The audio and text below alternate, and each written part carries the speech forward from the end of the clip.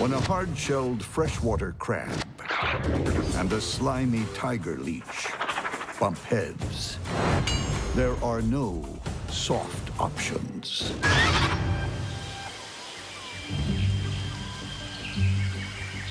Both creatures live and feed in the same pond. But that's where similarities end. Both have the will and the weaponry to fight to the finish. This pond is simply amazing. It's packed full of life. It has the crabs, it has leeches, it has small freshwater shrimp, it's got fishes, it's got all sorts of insects living in it. It's an entire active ecosystem. And one of the issues with this sort of a gorgeous little ecosystem is that everyone in this pond runs the constant risk of becoming someone else's dinner. The freshwater crab is a shameless scavenger, feeding on the recently dead or anything too weak to fight. They'll eat small fish, they'll eat small invertebrates, they'll eat other small crustaceans, they'll eat a little bit of plant material, they'll eat essentially anything that they can get. Like a knight in shell-hard armor, the freshwater crab's body and legs are safe from all but the most extreme assault.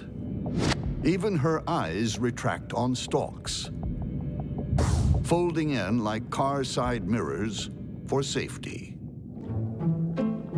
And serious trauma, like losing a leg, doesn't mean game over. Look at this crab. It's missing a leg, it's missing a foot, but it's an arthropod. And because it's an arthropod, it's able to regenerate the leg next time it sheds its exoskeleton. Food is always fair game, even when someone else is chewing on it. But the freshwater crab's major weapon is its claws. And it's with these claws that they're able to do everything. They can grab prey or potential predators. They can tear things apart. They can move rocks around. They can dig burrows. They do courtship, waving their claws to the females. They can do whatever they want to do.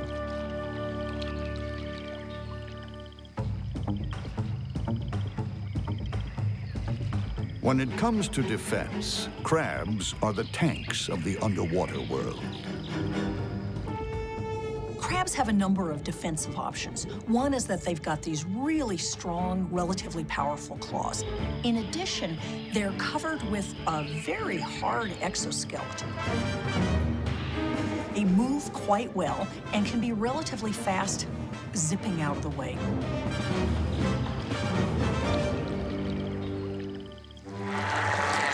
Sharing the freshwater pond is a devastating opponent. The tiger leech. It doesn't feed on the dead. It sucks life from the living. The tiger leech is an aquatic vampire that actively seeks out its victims. But instead of using fangs, it has 3 jaws that it makes a Y-shaped incision and then sucks the life out of them. The leech breathes through the walls of its body by means of gas exchange, so as long as the water is well oxygenated, it can stay submerged for as long as it likes. These guys are very capable swimmers. They're like an eel crossed with a slinky, and once they latch on, the anaconda in them comes out. They really are little monsters. Tiger leeches are relentless. The posterior sucker attaches to their victims with an almost unbreakable grip. Up at the head, the anterior sucker does the real damage. It's all mouth, with tiny razor-sharp jaws. Once they bite a prey, they hold on with a combination of suction and mucus. They also inject an anti-clotting enzyme to keep the wound from closing up and slowing down their feeding. Contrary to popular belief, Not all leeches are bloodsuckers. Some extract a whole range of bodily fluids. Leeches can ingest several times their body weight while feeding off another creature. While this might not be dangerous for a larger animal, for a smaller one, this is lethal, but slow enough that they're fully aware of what's going on. If an opponent goes on the attack, the tiger leech has a truly bizarre way of defending itself. The tiger leech's best defense is its slime. Its body is actually very difficult for another creature to get a hold of because the mucus it extrudes makes it a very slippery customer. That's bad news for the tiny freshwater crab. But it does have the weapons to fight back. Tiger leeches are a tough competitor for these crabs. The leeches are strong and muscular. They're kind of slimy. They're able to move around pretty well. However, if the crab is able to grab it with its claw, it's perfectly capable of cutting it in half. The problem is that the leeches are relatively hard to grab. This is a soft, squishy creature versus a well-armed, hard-shelled animal. I think the leech is quite capable of bringing the crab down without getting cut to pieces by the claws. When a flesh-sucking leech fights a sharp-clawed crab, one is destined for Davy Jones' locker.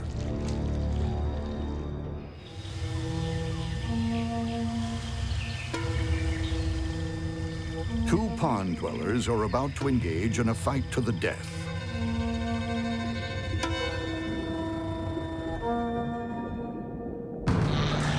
One is a flesh-sucking leech, and the other, a hard-shelled crab.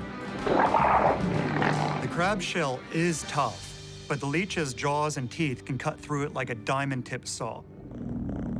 That's if the crab doesn't cut the leech in two.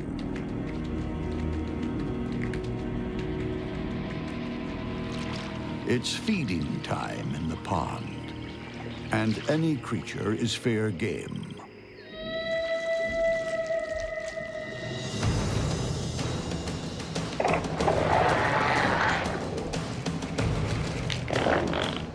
The crab backs off. But the leech is back.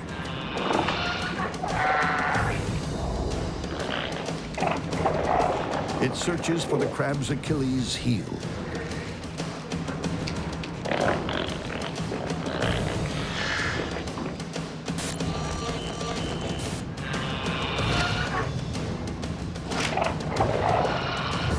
And finally finds access to the soft flesh.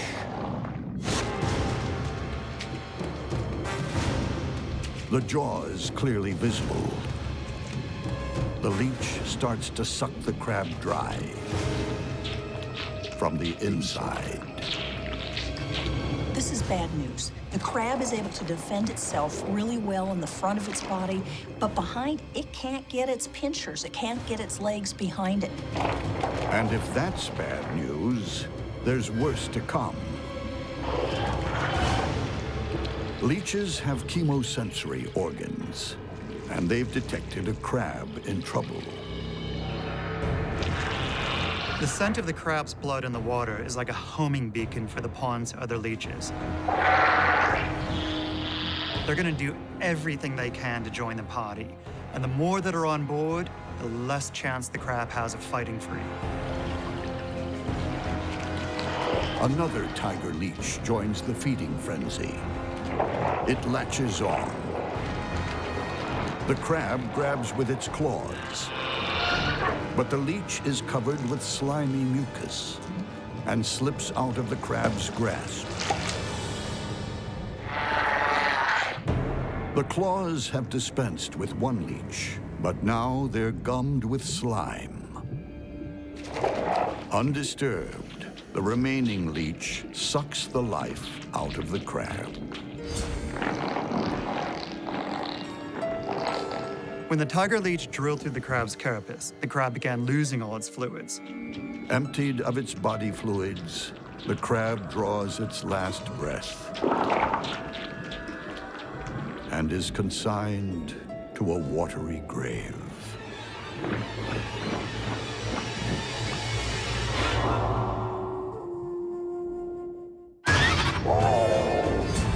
In a monster bug war, clever tactics triumph over superior firepower. Battle know-how overwhelms defensive display. Infiltration foils the finest defenses. And maneuverability gives you the edge in a mass attack. When bugs go to war, you fight smart or die. What happens when a water strider takes a swim with a water spider? It's time to run, but there's nowhere to hide. Some call him the Jesus bug, because he too can walk on water, although he prefers to jump at lightning speed. If something tries to catch him, his best defense is to just skate across the water, but he can also use the water like a trampoline and jump up in the air. They can travel 100 body lengths in a single second. It's like a 6-foot-tall human taking off at 400 miles per hour. More incredible still, the water strider never gets wet. Along each leg, thousands of tiny hairs trap air bubbles, and this makes a waterproof coat. Also helping to keep the water walker dry is surface tension on a pond. Its long legs spread its weight without breaking the surface. They distribute their very light weight in such a way that they don't break the surface tension of the water. This allows them to use the water as basically a big piece of bendy rubber. Buoyed by this skin of water, the strider wields a lethal weapon. It's a giant proboscis that spears and kills its prey. It also doubles as a drinking straw for insect innards. Like a hypodermic needle on legs. His bite is mean. A small creature that can't handle the water soon becomes Bug Slurpee. Water striders feed on the water surface. They're basically an undertaker who make the sick and dying die. The water strider turns any pond into a battleground, but it doesn't have the field to itself. The water spider is just as comfortable on a pond as it is on land. Water spiders are able to travel across water much more effectively than most other spiders or many other invertebrates. If they were a car, they're moving on the order of 300 miles an hour. I mean, they're just incredibly fast spiders. Though this female is bigger than the strider, she still doesn't sink or get wet. She also relies on tiny hairs to make an air suit. Even more astonishing, she has tiny claws at the tip of each leg, giving her incredible grip on the water surface. If they really want to take off and run after something or run away, they're able to literally gallop on the water. They raise their legs up and are literally running across the water in a gallop. And they have relatively waxy feet and relatively They have long legs, and so they're able to make use of a small dimple of surface tension on the water and walk on the water. They hold their front legs and their back legs out, holding onto the water, and then they use their middle two legs to stride, and the little dimple of water acts like an oar. So literally, they're moving along like this in the water. And when a potential meal, like this fly, hits the water, it telegraphs ripples straight to the spider's sensors. By putting their feet at the water's edge, they're responding very closely to vibrations coming from the water. They're exquisitely sensitive to those vibrations. There are worse ways to go than drowning.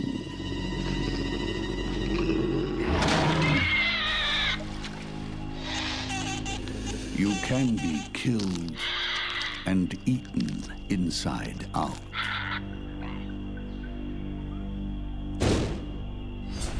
In a face-off between these two floating attack machines, it all comes down to who moves first. The spider is strong and fast, but the strider is even faster. The lineup is against water striders, which are fast, zippy on the water's edge. Water striders cannot compete with water spiders on strength. They need to be able to detect the danger and get away. It'll be a case of the quick or the dead.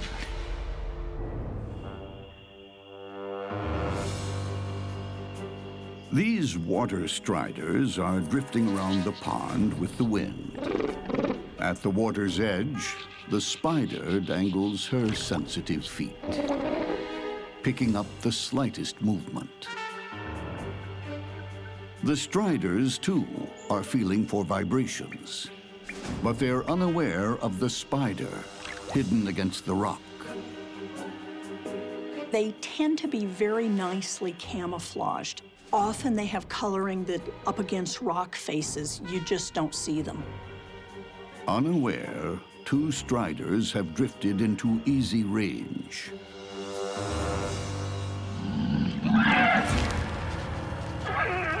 One uses its lightning speed to escape. The other is not so lucky. Deadly venom shoots into the strider. It will never know what happened. The fangs are used to squish the prey up to some extent. It is simultaneously regurgitating digestive enzymes. So what they're basically doing is they're dissolving the prey, turning it into a protein milkshake, and then sucking it down. The strider is turned to liquid. The water strider was in the wrong place at the wrong time to mess with a water spider.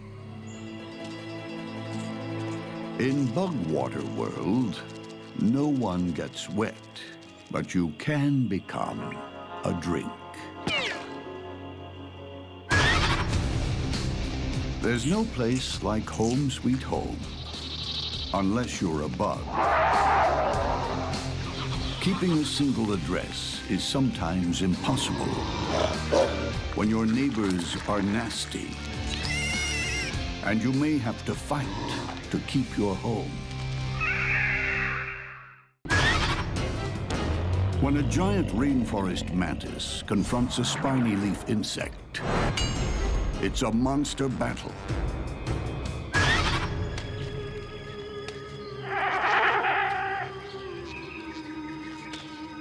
It's one of the rainforest's most bizarre citizens.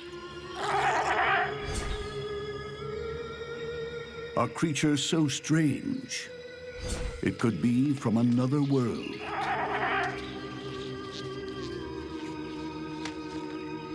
In the bug world, spiny leaf insects are giants, growing up to 5 inches long. They're not only big, they're ugly. Spiny leaf insect wants to avoid a fight. Its first defense is the fact that it looks like a leaf.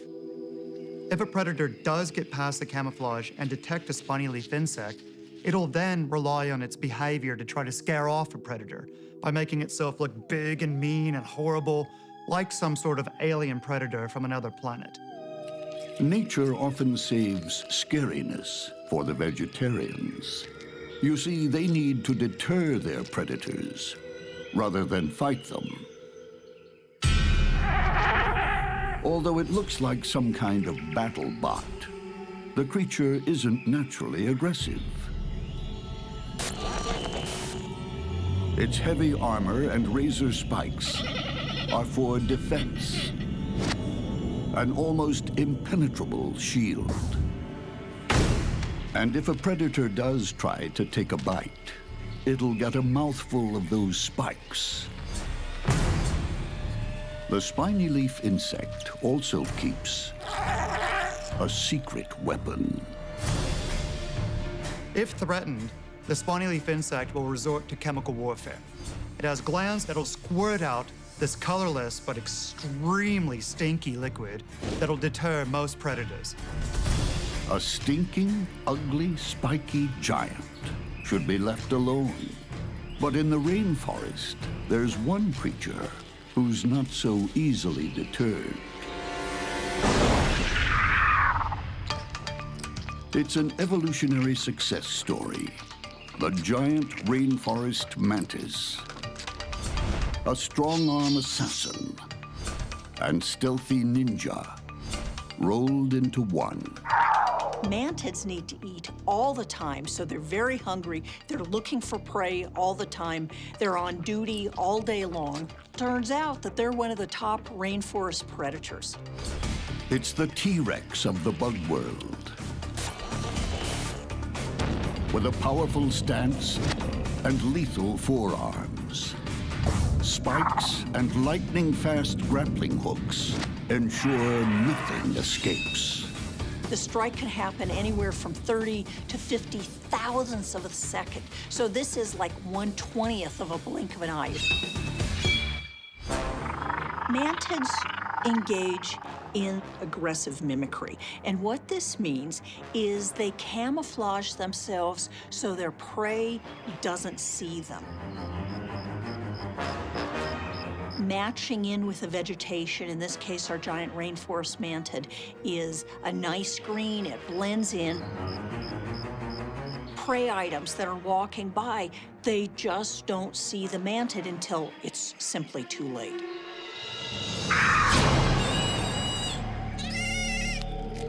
This hapless grasshopper never stood a chance. There's one more thing about the giant rainforest mantis. It eats its victims alive. They're pretty good at orienting their bites toward the head of whatever they've captured, and essentially once you've taken the head off of anything, it stops struggling much more rapidly.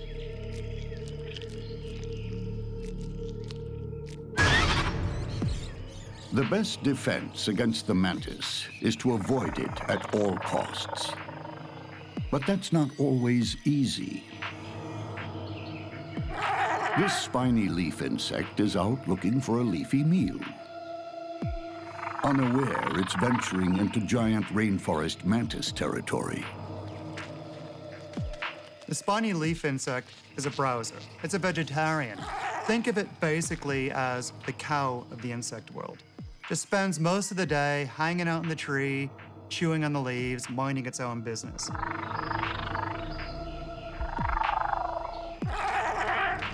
The leaf insect has attracted the attention of the mantis. And when these two giants of the rainforest come face to face, neither backs down. The mantis is the natural aggressor. It's sizing up the monster before it. No predator wants to be injured by its prey. If it's going to attack, it needs to make a trade-off, basically. If it attacks something, is it going to successfully kill it and not get injured itself? Beneath the lush rainforest canopy, two giants of the bug world are about to go head-to-head. In order to avoid a fight, the spiny leaf insect will actually use its bizarre appearance to try to look like this threatening, horrible alien monster. No predator wants to be injured by its prey. So in this case, you've got a really big rainforest mantid, but at the same time, the spiny leaf insect is really quite a large insect. The giant rainforest mantis has weighed the options. It's only a matter of choosing the moment to strike. We will win. But with faith in its heavy armor, the spiny leaf insect pushes gamely forward.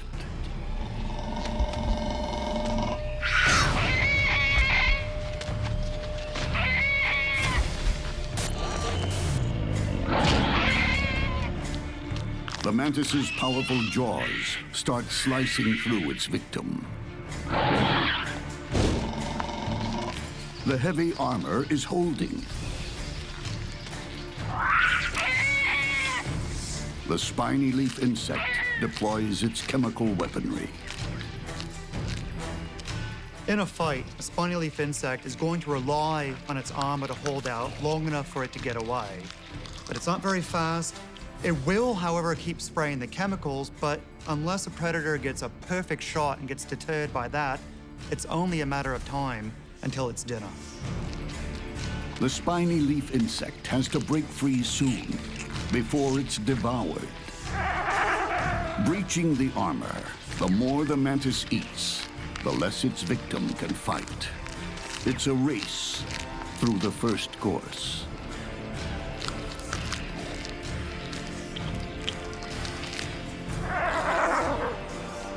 Mantis mouthparts work overtime as cutlery. Mandibles slice and dice, while feelers fork it in.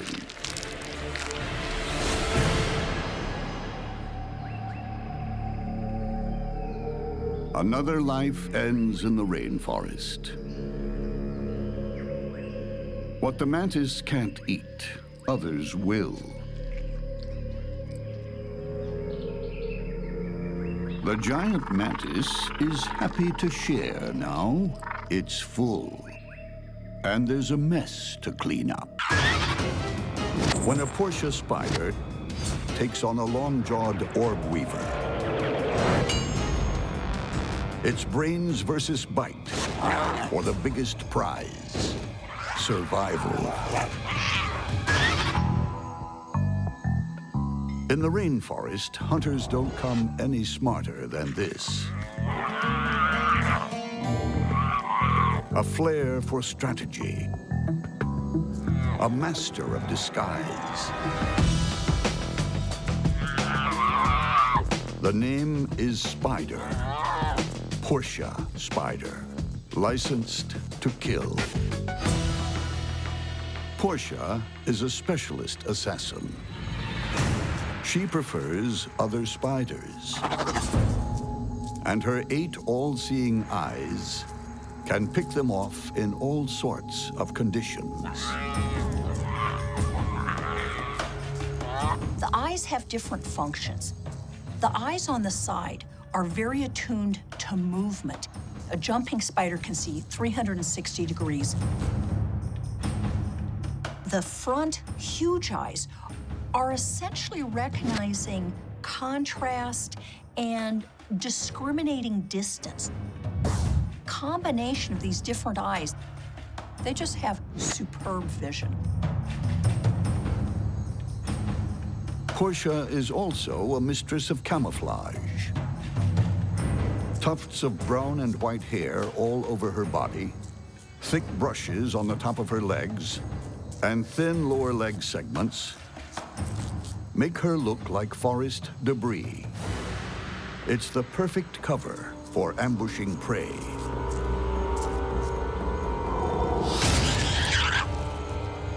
And when it comes to the kill, she has all the equipment a stealthy assassin needs. Fangs that deliver lethal venom, and mouthparts that flood the victim's body with digestive enzymes, so it can be dissolved, ground up, and sucked in as a liquid lunch. But Porsche is armed with another weapon you can't see. Porsche are incredibly intelligent spiders. What Porsche seems to do is locate its prey, figure out where it is, approach it from a number of different angles until it's in an optimal hunting position.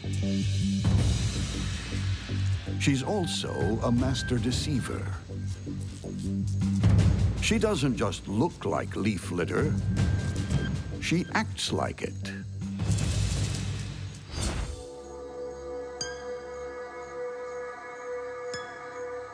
They will pluck on webs that indicate that just a little debris has fallen into the web. And so the spider may come up to the web, try to remove the debris, only to be attacked. You don't mess with a fine-tuned killing machine unless it has a weakness. And this is the arch-villain who could find it.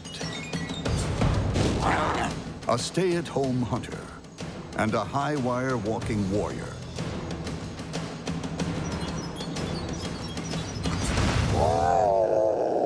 The long-jawed orb weaver. The orb weaver's web is laid out like a circular grid with lines radiating out from the center. The spider will sit in the center, and from there it can get to any point in the web very fast, and those long legs just enhance their speed. The orb weaver lies in wait. A silent ninja poised to strike.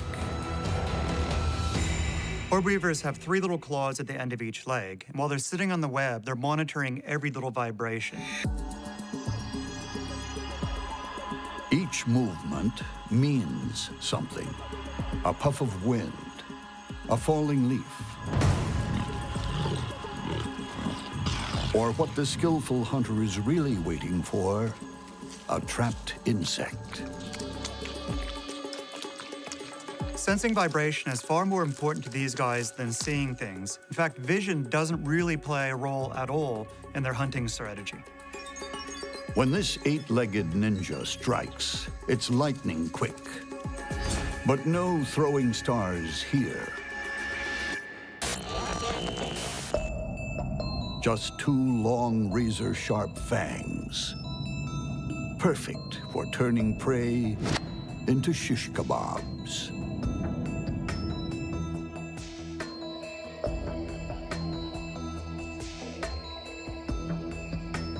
The orb weaver's long body is also superbly camouflaged. Stretched out in the middle of the web, it could be a stick. The fly obviously thought so. Now, wrapped in those deadly jaws, it's not thinking much at all.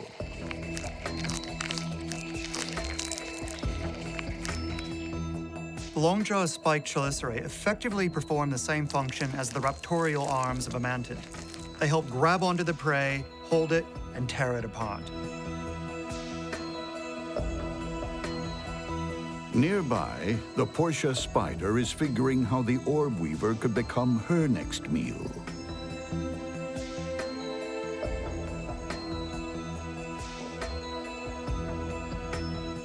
A lethal assassin versus a deadly ninja. Only one will survive. In the peaceful surrounds of the lush rainforest, a camouflage specialist stalks a larger-than-life arch-villain. Porsche's a camouflage spider. They look like a piece of debris, and that's all there is to it. They don't look like a spider walking along. They don't look like a predator, and they don't feel like a predator. Porsche has devised a plan of attack. She starts snipping the long jaw's silk lines, clearing a jumping path. for a view to kill. The Porsche has done such a good job of tricking the longjaw that it is oblivious to the threat, even as its back to it.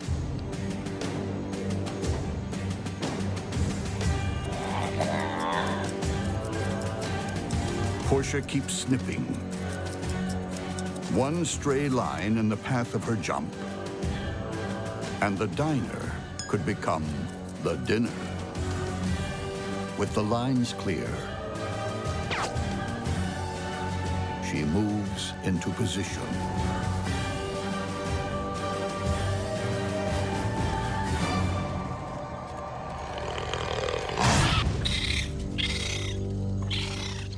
A quick, clinical kill. As the venom-filled fangs plunge into the orb weaver's body, what took more than an hour of scheming and preparing is over in a moment. Porsche venom is unusually potent, especially to spiders. As the deadly cocktail courses through its body, the long jaw is paralyzed, then eaten. You know, it's no surprise that this Porsche won. Long-jawed spider, unless it escaped fast, was doomed. It isn't a spider hunter. Porsche is a spider hunter. They're good at what they do. They're really smart. I don't think the long-jawed spider had a chance. Like a professional assassin, Porsche is ruthlessly efficient. And she's already planning her next kill.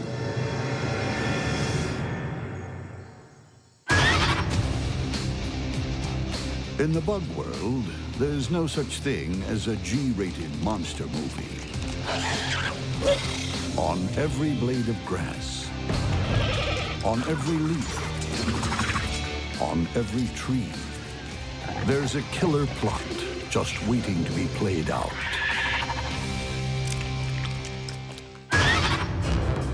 When a balloon-winged Katydid takes on a tree centipede, it's a battle of the bad guys, with only one winner.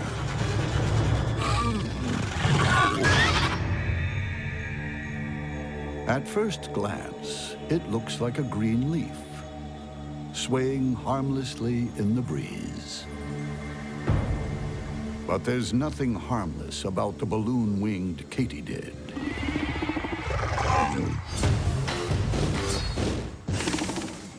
The simplest way to describe the balloon-winged Katydid is that it's a mobile leaf with razor-sharp jaws. It's an ambush hunter with a very straightforward attack strategy. Rush, grab, tackle, eat alive.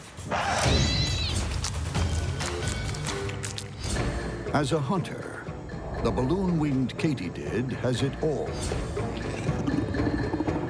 Long antennae to detect prey and danger. Huge hind legs for jumping and kicking. But up front is the serious weaponry.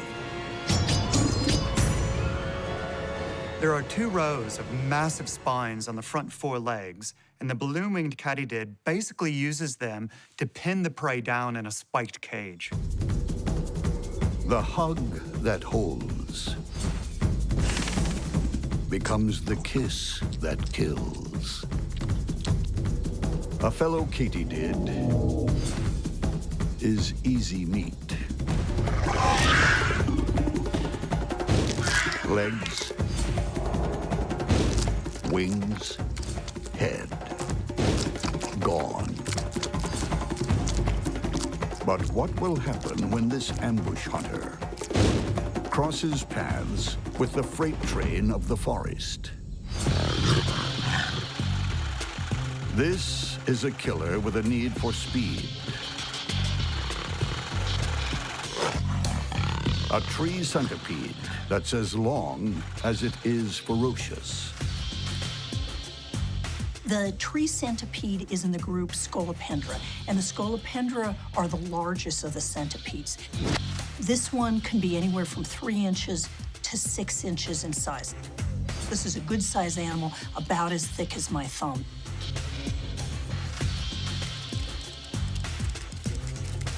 The tree centipede has 21 pairs of pointy legs to grip any surface and any prey, plus 1 pair of venom claws that plunge into its victims' bodies, injecting fatal neurotoxins. Of all the animals in my lab, it's the centipedes that are the scariest animals because they can just climb all over the place, and they do it fast, and they've got a strong venomous bite. It's a hyperactive carnivore with a big appetite.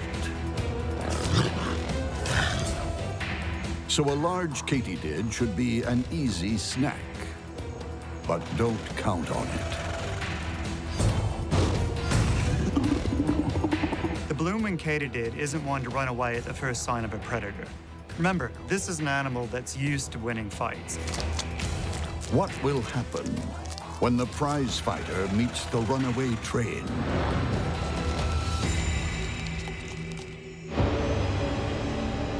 Of all the bugs in this habitat, these are 2 of the baddest.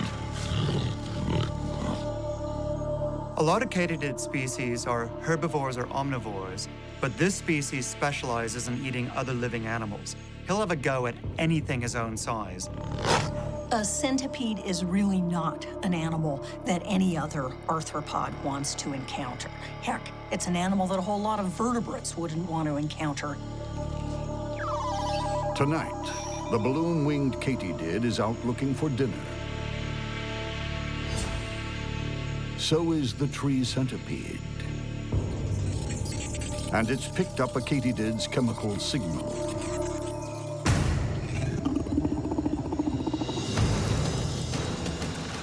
The centipede storms in, but stops.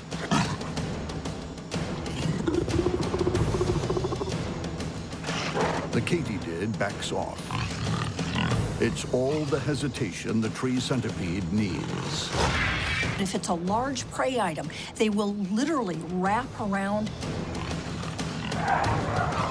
Their back end is capable of holding on to the prey, so they're both wrapping and grabbing with front and back end.